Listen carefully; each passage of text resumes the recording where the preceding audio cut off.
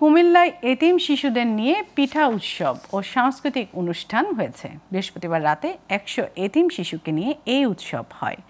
সদরের সংরাই সরকারি শিশু পরিবারের ব্যতিক্রমী এই উৎসবে উপস্থিত ছিলেন জেলা সমাজসেবা অধিদপ্তরের উপপরিচালক জেড এম মিজানুর রহমান খান, মাদকদ্রব্য নিয়ন্ত্রণ অধিদপ্তরের উপপরিচালক চৌধুরী ইমরুল হাসান, শিশু পরিবারের উপতত্ত্বাবধায়ক শরীফুন নাহার মনি।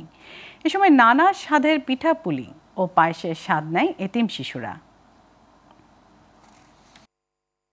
তাদেরকে উদ্বেলিত করে, আনন্দিত করে, উচ্ছ্বসিত করে, স্বপ্ন দেখতে তাদেরকে শেখায় এবং এই স্বপ্ন বাস্তবায়নের জন্য যা করতে হয় এই জন্য তারা কিন্তু সবসময় কিন্তু সোচ্চার থাকে। সুতরাং এটাকে আমি শুধু একটা অনুষ্ঠানেই বলবো না, এটা পিঠা উৎসবে না, একটা সাংস্কৃতিক সন্ধ্যায় না। এখানে আজকে যারা ওই প্রোগ্রামটা করে নিয়ে আসছেন এখানে বা যারা এখানে উপস্থাপনা করেছেন, এটা কিন্তু জাতীয় পর্যায়ের একটা প্রোগ্রাম বলে আমরা মনে করি।